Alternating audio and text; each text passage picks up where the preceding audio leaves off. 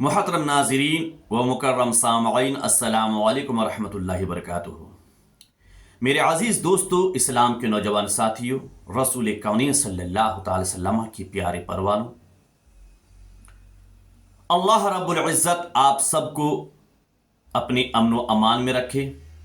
ہر طرح کے حادثات، جملہ بلیات سے اللہ آپ سبوں کی حفاظت فرمائے۔ میرے عزیز دوستو، آج پھر میں آپ کے سامنے ایک حدیث رسول لے کر حاضر آیا ہوں کہ جب کوئی انسان نماز کی پابندی کو چھوڑ دیتا ہے، نماز اس کے وقت پر ادا نہیں کرتا ہے، یا بالکل ہی نماز سے دور ہے، اس کے ساتھ کیا حشر ہوگا، اللہ کیا سلوک فرمائے گا۔ آپ کو معلوم ہے کہ اللہ کے رسول صلی اللہ تعالی وسلم معراج کی رات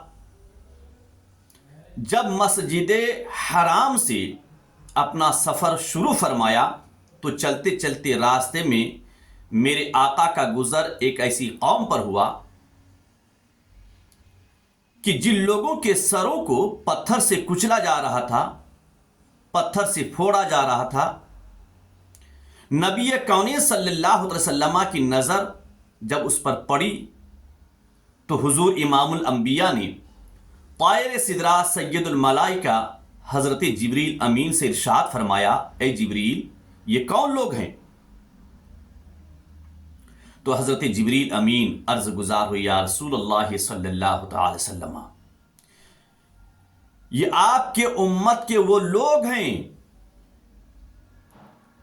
جو نماز کو چھوڑ کر آرام سے سوئے رہتے تھے، آذان کو سن کر بھی نماز کے لیے نہیں جاتے تھے۔ یہ لوگ نماز سے بالکل دور رہا کرتے تھے، دنیا میں نماز سے لاپرواہی برتا کرتے تھے، نماز نہیں پڑھتے تھے۔ یہ وہ لوگ ہیں۔ سنا آپ نے کہ بے نمازی کا حشر کس قدر خطرناک ہے، بے نمازی کے ساتھ کیا سلوک کیا جائے گا۔ اس لیے میرے عزیز دوستو، نماز کی پابندی کریں، اپنی اولاد کو نماز کا حکم دیں، خود بھی نماز کی پابندی کریں۔ کوئی بھی نماز آپ کا قضا نہ ہونے پائے، چونکہ جب انسان نماز کو قضا کر کے بھی پڑھے گا، اس کے ساتھ کیا سلوک ہوگا، کس قدر بھیانک سزا میں وہ مبتلا ہوگا۔ میرے آقا صلی اللہ علیہ وسلم کا ارشاد پاک ہے کہ من ترک الصلاۃ حتی مضى وقتها ثم قضى عذب فی النار حقبا۔ حضور امام الانبیاء شفیع محشر صلی اللہ تعالی وسلم کا ارشاد پاک ہے کہ جس نے نماز کو قضا کیا، جو نماز کو چھوڑا، حتی مضى وقتها، یہاں تک کہ اس نماز کا وقت نکل چکا، ثم قضا، پھر وہ قضا پڑھا، نماز ادا کیا پن اس کے وقت پر نہیں، وقت نکلنے کے بعد ادا کیا۔ آپ کو معلوم ہے اس کی سزا کیا ہے؟ میرے آقا ارشاد فرماتے ہیں، عذب فی النار حقبا، قیامت کے میدان میں اس کو ایک حقب جہنم میں جلایا جائے گا، اور ایک حقب کی مقدار 80 سال کا ہوتا ہے، اور ایک سال 360 دن کا ہوتا ہے، اور قیامت کا ایک دن تو دنیا کا 50,000 سال ہوگا۔ اس حساب سے ایک حقب کی مقدار 2,88,00,000 برس کی ہوئی۔ اس سے پتا چلا کہ جو انسان نماز کو پڑھا پن قضا اگر کیا، اس کے وقت پر ادا نہ کر کے وقت نکلنے کے بعد ادا کیا، تو اس کو 2,88,00,000 سال جہنم میں جلایا جائے گا۔ اللہ اکبر! کس قدر بھیانک عذاب ہے۔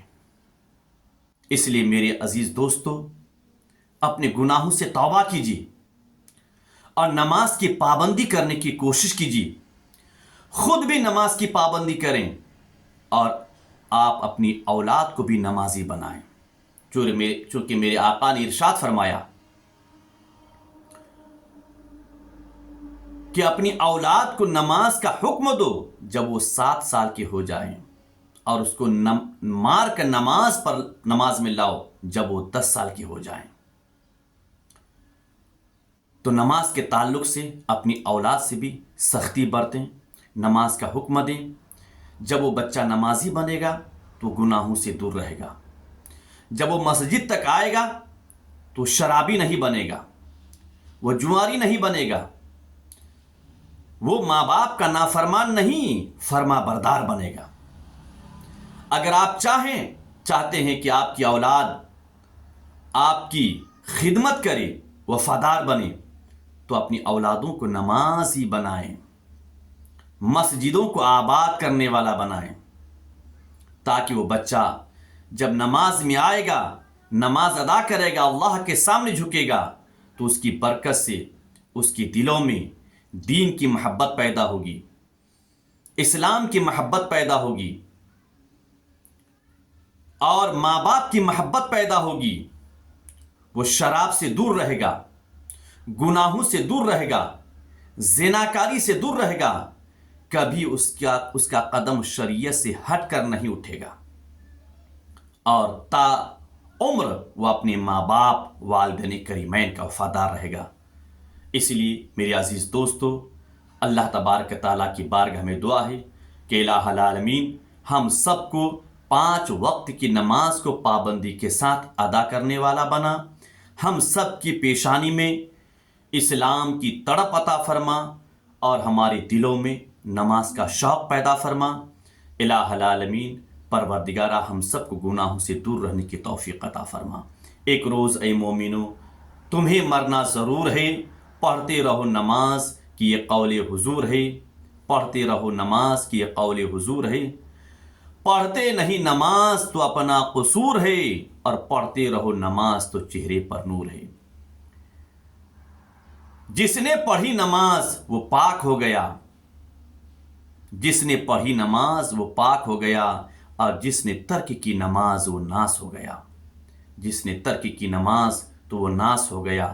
انسان جب نماز چھوڑتا ہے گویا کہ اس کا گھر، اس کی اولاد، اس کا مال سب کچھ لٹ گیا، تباہ و برباد ہو گیا.